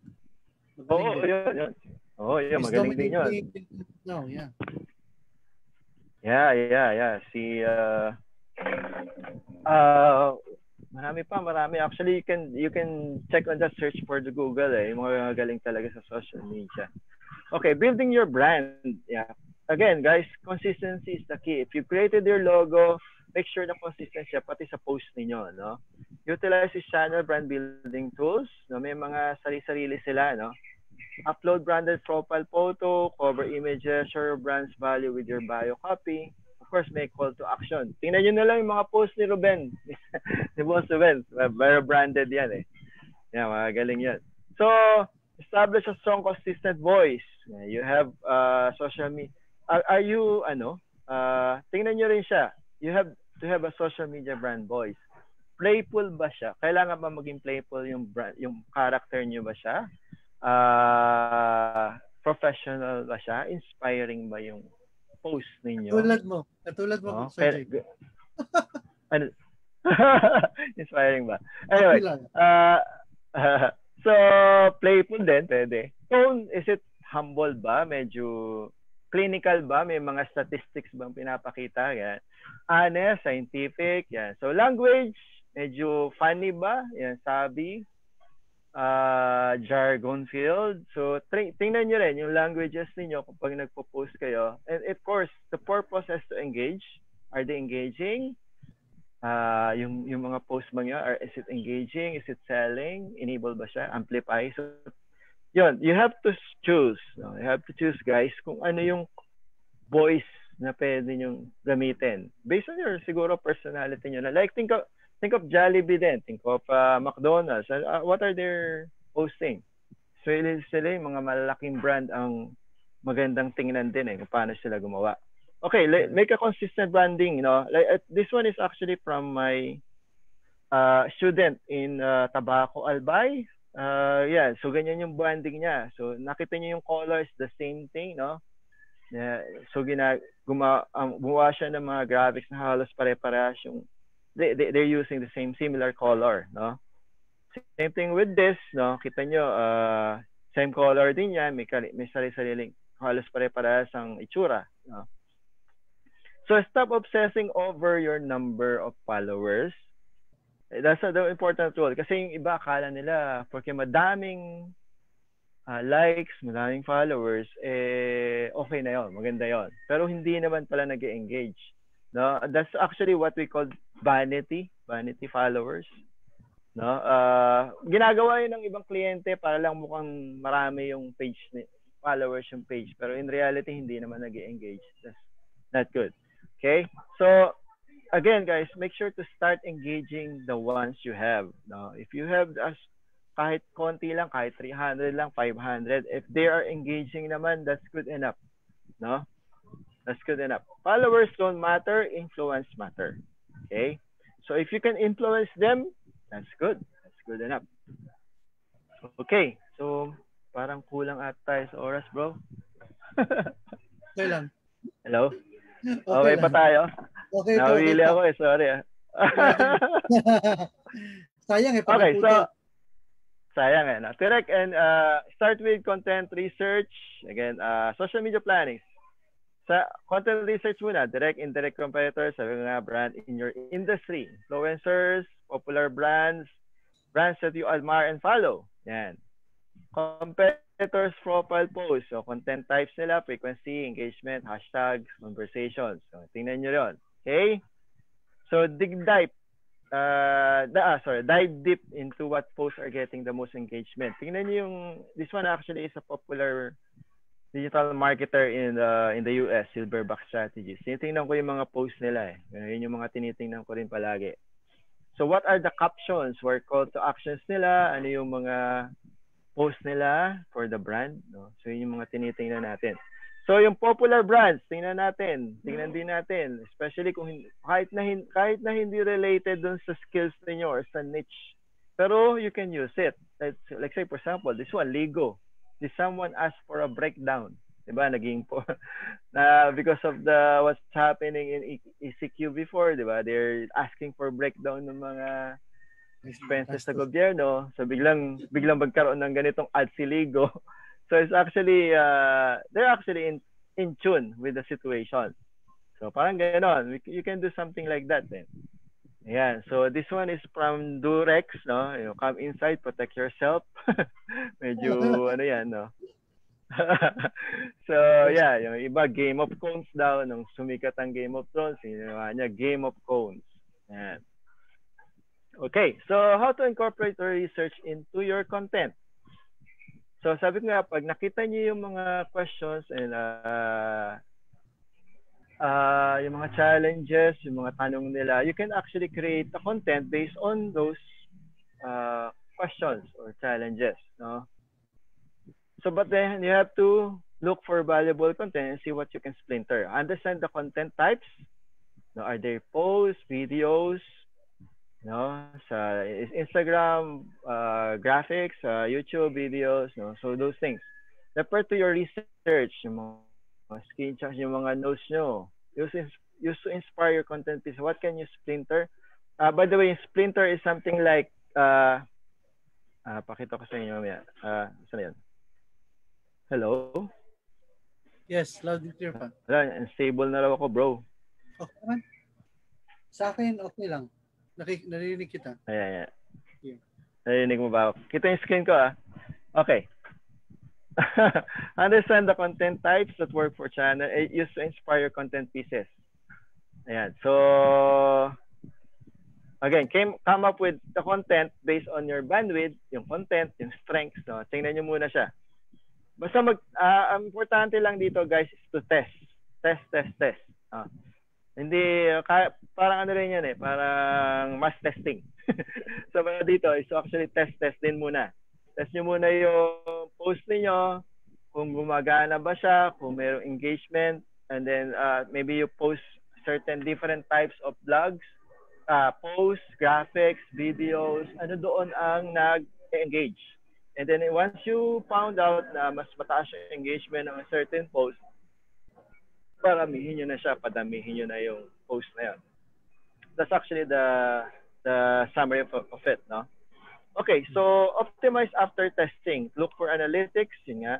Continue to test and tweak. Tweak nyo lang siya ng tweak. Yan. Okay? Okay, importante lang, do not post the same content across your channel. Kasi again guys, yung Instagram has puro visuals kasi yon. Sa YouTube is actually video nga, no? Hindi naman pwedeng mag-post ka doon ng picture. So, yeah. Instagram, Facebook has the same engagement channel yon, no? So, at least okay yon, nagwo-work doon. Pero it's not always, kailangan magkakaiba din. Kasi it depends on the channel din eh. Okay, so the post should educate, inspire, motivate, and entertain. Yan. Does this post help my goal and does it do at least one of the above? Okay, so yun yung tatlong yun. Okay, so ano na natin to? Instagram, ito yon, photos, graphics, carousel, feed videos, IGTVs. Yan, mga 60 seconds to 60 minutes. Mga text, speech, educate. Ginagawa mo na ba ito, bro? IGTV? Yes. Okay, good. Stories, yan, ideal for engagement. Yan, mga memes, quotes, mga tips. Yan, sa Instagram yon. Okay, of course, Facebook, ito yung pinaka-flexible sa lahat. Videos, shares, stories then, you can also go live, no? Photo carousels and slideshow. I'm sure you can check on this naman, no? in details sa Facebook. Ayan, LinkedIn, videos, images, events. You can also share awards, events, articles, your own and outside shares. Now, you can actually create articles inside LinkedIn. Company culture, leaders, yan. Posts should be focused on thought leadership, educational, and practical. So it is actually building authority. If you want to build authority, use LinkedIn. Okay? Twitter, yan, text, advice, case studies, images, memes. Memes are palagi nakakita sa Twitter. Yeah, articles, your own and outside shares, ask questions, and breaking news, industry updates, of course, trending topics. So, make sure na you can stand out in Twitter by being unexpected. I mean, bigla na lang iba yung topic na gagawin nyo or maybe it's a different tone. Pwede yan sa Twitter. Okay? Yan. So, make sure lang na maganda rin yung copy nyo. Hindi lang puro po graphics, videos. Make sure lang yung caption nyo is important. Important din kasi yun eh. Explain nyo lang yun eh. As well as meron din dapat yung parang you can also ask questions to build engagement, no? What other things that you, let's say if you're posting something about logo or branding or graphic designs, pwede you can also ask them what are your experiences or what do you think about graphics or graphic design. Make sure lang na palagi merong engagement questions. No? Engagement questions. Spend most of your time. Ayan. Include call to action ngayon and engagement on each post. Okay? Ask for users' input. Ayan. Of course, what do you think of this post? What do you think of this story? So, pwedeng ganun. Okay? Ayan. Sabi ko nga, yung splinter. Ayan. Splinter is actually something like meron kang isang blog. No? Let's say you have different types of, let's say, for example, yun, why logo is important. Let's say, for example, this one from isa sa trainee ko, yung blog niya, yung blog na kinuha na niya, why logo is important. So, meron siyang iba't ibang klase ng, in-identify niya isa-isa doon sa blog na yon kung bakit importante ang logo. So, ginawa niya ng post yun, ng graphics, ang ibawat isa nun. So, naparami niya yung post niya sa Facebook niya, sa Facebook page niya. Okay? So, that's actually one thing. Para hindi ka na nag-iisip ng maramihan, sa isang blog post lang, i-list down mo lang yun, and then create graphics for each. Okay? Yan. So, create as many social media posts from one content piece. So, saving your time and insanity. Okay, so scheduling, if you need to schedule your posts, no, when not, it takes your content calendar and your content pieces, time saver siya, no? So, but make sure to pay attention to trending posts. Let's say, for example, nangyari sa akin nung nag-schedule ako nung February about certain topics on travel. Pagdating ng March, nag-quarantine. So, hindi na siya relevant. So, kailangan tanggalin ko siya dun sa scheduled post ko. Kasi hindi na siya relevant.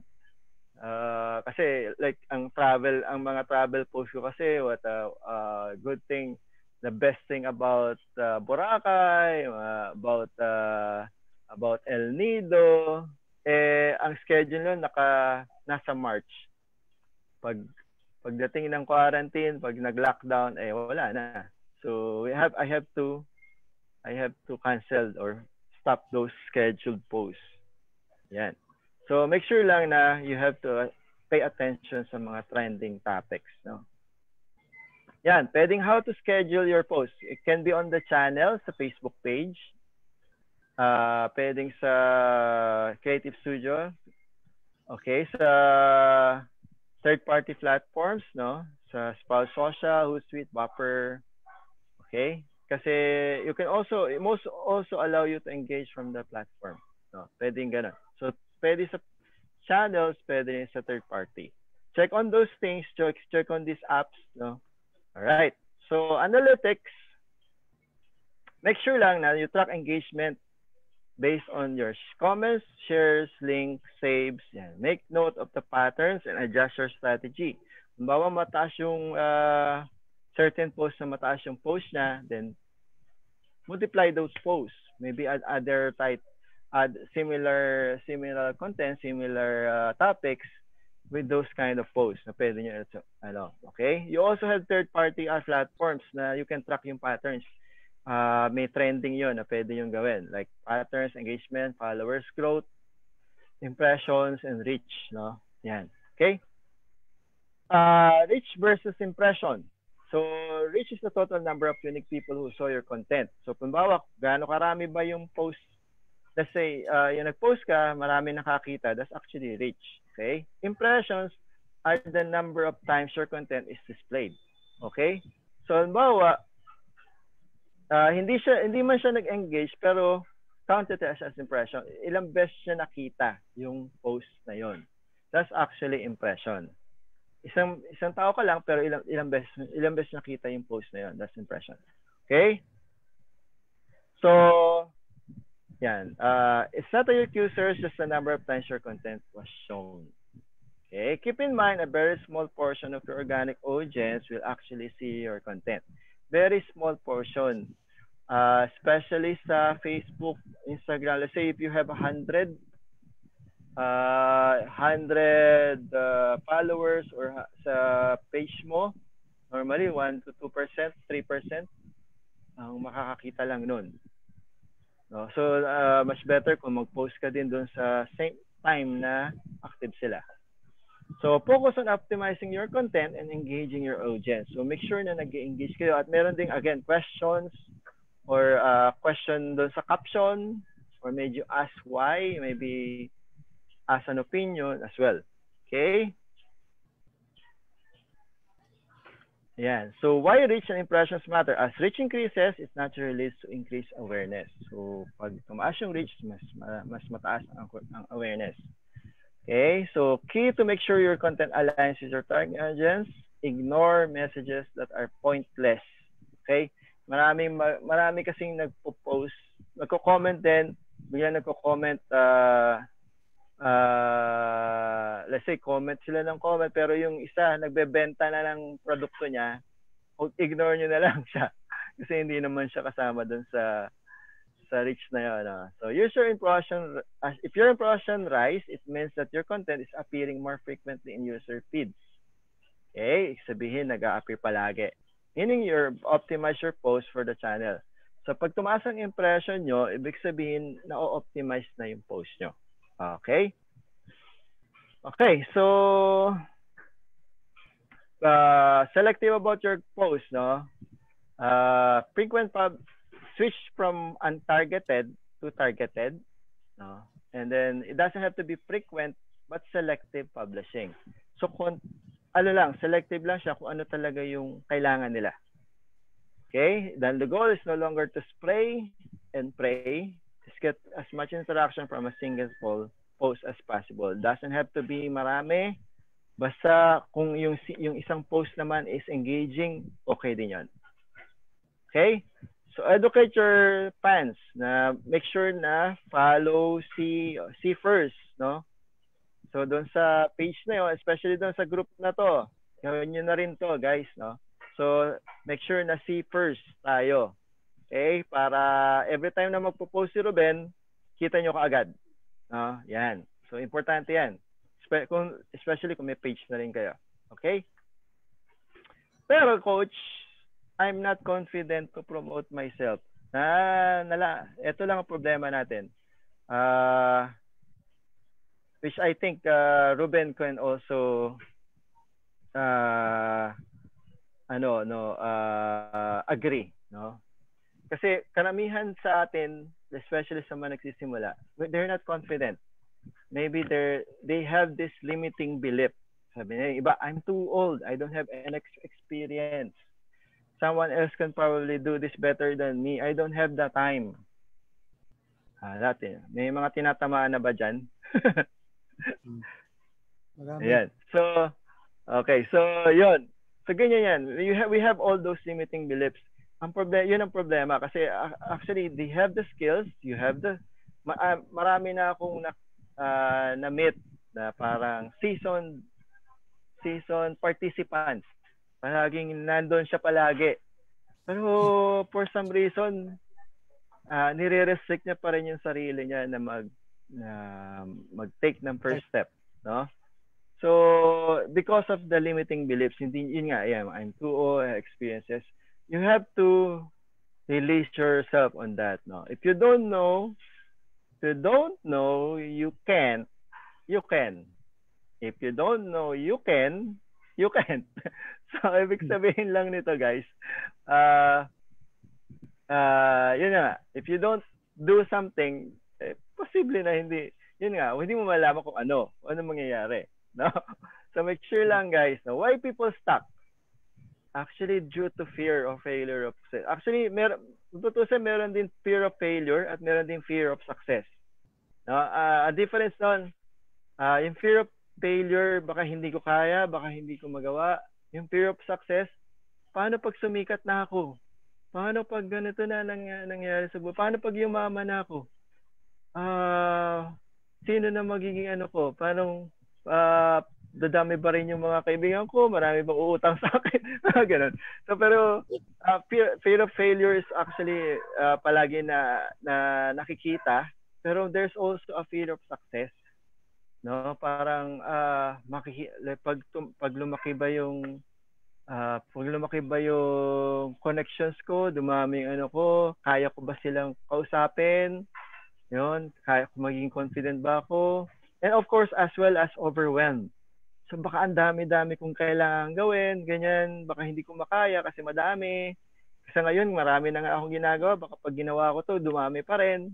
Lalo na hindi na ako makatulog, ganyan. So those are actually parang fear or limiting beliefs din, no? So I think better if we can imagine first what happens positively, no? After you take the first step, after doing things that you like, no? And if you're overwhelmed, take the small steps. Simula kayo sa umpisa, unti-unti lang, baby steps lang muna. Hanggang sa makuha nyo na yung kaya nyong gawin. Kasi hanggang sa maging confident na kayo, maging expert na kayo. Everyone started like that. I mean, I'm sure Ruben, me, Rochefel, Alvin, Jane, Marl, Gilmar. So yung mga ganyan, nagsimula sila sa baby steps. I'm sure, no. So they follow people, they follow mentors. Kung nakita nila yung mga ginawa ng mga mentors na they actually parang na sila na naging confident sila because they saw some people na mas kaya pala, no? So yun, guys, these people, the things that we do here, the things that we're teaching you will be worthless kung hindi kayo gagawa, kung hindi kayo magsisimula. Kasi it's actually nasa sa inyo talaga. Nasa sa inyo talaga yung steps. Kahit na anong ibigay namin sa inyo, kung hindi kayo magsisimula, hindi kayo mag-i-improve, you won't see the opportunity that we're showing you. Now you won't experience it if you don't take the small steps. Okay? I guess that's about it. Thank you, guys. Sorry, medyo umaba na tayo. Thank you very much for saying. Okay, everyone. We still have around 10 minutes for question and answer. So feel free to send in your question so that Sir Jay can still answer it. You can allocate 2 minutes. Sorry, guys. Talagang napasarap lang. I don't think sorry kasi maganda talaga yung content din. So if you want to also master social media marketing, you just follow through all the outline laid out by Jay. Actually, yun na lahat yun. You just need to dig deep uli. Dig deep lang tayo dyan. May mga questions ba? As for the deck, later we will be posting the deck where you can download it. Sige. Okay, later, Jay. Oh, no problem. Sabi ko lang guys, we're giving you everything. Ay, nasa inyo na yung ano niyan. Nasa inyo na yung action kung gagawin niyo talaga. Sir, first question. Ano ang ideal time schedule when posting on different social media platform? Okay, so it depends actually. So the first, sabi ko nga unahin niyo muna yung research, 'di ba? Tingnan niyo muna sa research niyo, ano yung sa niche market niyo, saan ba sila palaging active. Makikita niyo naman sa research yun guys. Pumunta kayo sa mga groups, nakikita niyo doon pag kailan ba sila nagpo-post, kailan ba sila nagko-comment. Makikita niyo yung time na yung oras na schedule na yan kung kailan sila active. That is the time kung kailan din kayo magpo-post. No? Same thing. So make sure lang na you understand your audience first. And then yun yung just the best schedule. Halimbawa, kung US ang client nyo, hindi kayo dapat mag-post ng umaga or tanghali. Kung ang client nyo ay nasa US, dapat madaling araw ang posting. So, ganun siya. Ganun din. Okay? Sir, next question. May mga tools po ba para ma-check ang how many engagers you have in your content or followers? Yeah, yung mga yes, actually yung mga third party tools, yung Buffer, Hootsuite, they have also those analytics in place, no. Pwede niyo tingnan din 'yon. Marami rin akong na-acquire yung mga Plannable, Promo Republic. Those are actually paid tools naman siya. Pero si Neil Patel may mga offer din ng mga tools din yun. Even the HubSpot, meron din sila mga tools for social media marketing or analytics din. You can also explore that. But then again, doon sa mismong page mismo, sa page mismo ng Facebook, meron din analytics yun, yung audience insights, yung mga insights nila. Pwede nyo i-check ninyo. Even sa group na yun, ngayon sa group natin, makikita ni Ruben kung gaano karami ang nagla-likes at gaano karami ang nag-i-engage sa post niya. So, kita nyo yun. Try then guys, test it. Try nyo muna, mag-create kayo ng page, mag-create kayo ng group. Kahit lang yung tropa nyo, ilagay nyo doon. And then i-test nyo. Mag-comment sila, and then test nyo. Saan ba nagko-comment yung makikita nyo doon, makikita nyo yung gaano karaming post or gaano karaming likes or gaano karong comments. Nandoon yun, nasa insight. Same thing with Twitter, meron din Twitter Insights in Instagram. Meron din siya. LinkedIn as well, meron. Sa LinkedIn pa lang, sa post mismo, makikita nyo, meron parang line. Check nyo dun sa parang stats yun sa baba. Check nyo yung gaano karami. Even sa LinkedIn, pag nag-post yung post dun sa LinkedIn, makikita nyo kung nasaan yung nag-like na yon, saan siyang location, no? Haven't seen maybe I can sana makita ko pa yung. So yun, tingnan nyo lahat. Actually makikita nyo lang din yon. You can check din yung features ng LinkedIn on that. Okay? From Alexiel Saya. My question is how you use social media analytics. How you use social media analytics. How do you use social media analytics? Well, to check kung ano yung nag-engage. As I mentioned in my presentation, you have to check how, say for example, you post, let's say 3 graphics, let's say, and then 2 articles or 1 video for 1 week, di ba? And then check nyo doon, saan doon sa post na yon ang maraming nag-engage, maraming nagla-like, maraming ang nagko-comment. So once you identify that post, you have to get that similar post. You can use those posts to have a similar post then. Kasi kung puro videos yun, di puro videos yung igawin nyo kasi yung palagi may engagement. So again, you use that to make sure to set your goals. Halimbawa, ang goal nyo is to increase yung awareness ng brand nyo, as a professional. Kasi increase yung awareness nyo as a professional, magpo-post ka ng marami. Pag meron nag-like doon, may nag-share, ibig sabihin tumataas yung reach niya o tumataas yung engagement. So the more engagement, the more reach, the more impression, the more tumataas yung awareness doon. Mas lalo kayo nakikilala. Okay? Yun. Okay, we have also some messages here, feedback from Anime Precioso. Wow, thank you po, Coach Jay. Awesome presentations and learnings po. Oh, thank you, thank you. So from DICT, one of our partners, Coach Robert, salamat din po. You're welcome, ma'am. Umulan naman lakas dito sa amin ngayon. Wow. Okay. Hi po. Would like to ask if all hashtag in IG can be used po, or there are also banned hashtags? Actually, meron namang hashtags na talagang ban. Of course, it doesn't. Kaya lang, meron talaga mga hashtags, especially yung mga yung words that are actually banned itself. Kasi pag yung hashtag is already also a word din eh. So hindi mo magagamit mo siya, but then again in a way baka yung liliit yung liliit yung engagement mo, liliit yung likes mo. Try niyo 'yon, kaya lang delikado kasi possible na yun nga bumaba yung followers nyo, bumaba yung likes nyo because you're using something certain like that. Kaya lang kasi pag gumamit kayo ng hashtag, has to be relevant. Relevant doon sa niche market nyo, relevant doon sa skills nyo. Okay? So make sure lang na gano'n. Pero with regards to hashtag is careful din with hashtags kasi baka iba yung lumabas doon sa trend niyo. Hindi iba yung link na tumama doon sa skills, no? Ayun. I hope I answered that.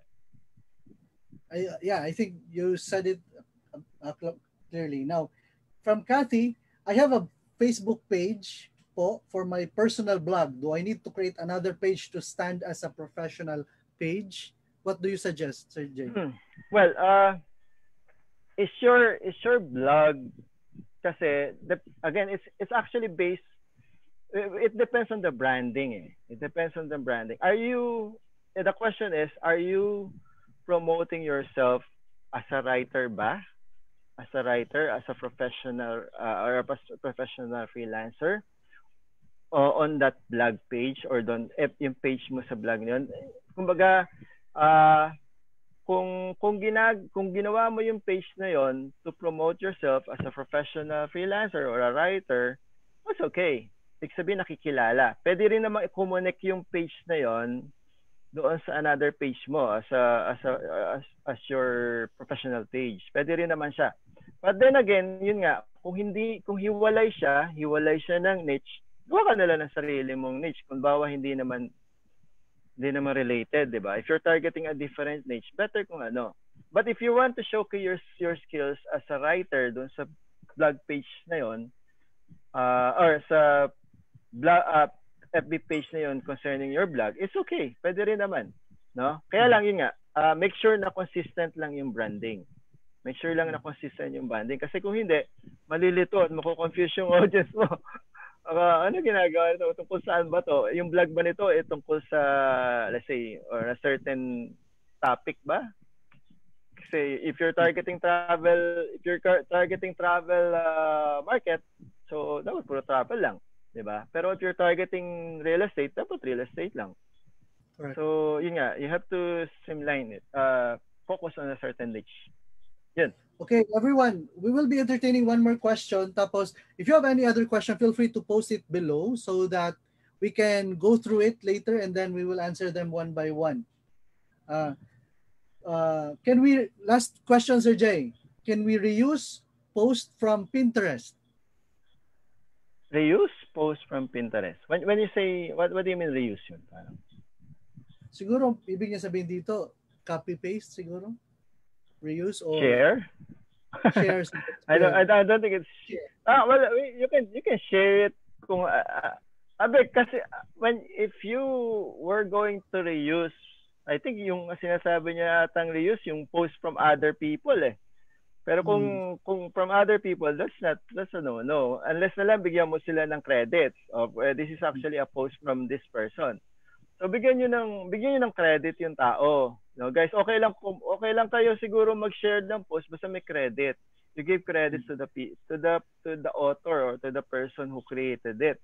Okay, basta ganon. Okay lang 'yon. Pero if you use it to your own advantage, parang hindi naman tama.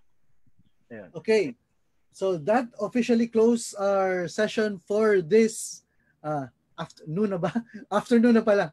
Sir Jay, last words to all the virtual professionals who are here right now listening to you. Sorry ulit. Last words mo sa mga... Last words. Okay. As I mentioned, yung aking last slide, no? We are giving you all these tools, all these tips, all these advices. Magagaling na itong mga professional, mga trainers ninyo. These are actually freelance professionals from different fields. May mga malalaki na ang kita ng mga to. And they're giving their time to help you guys.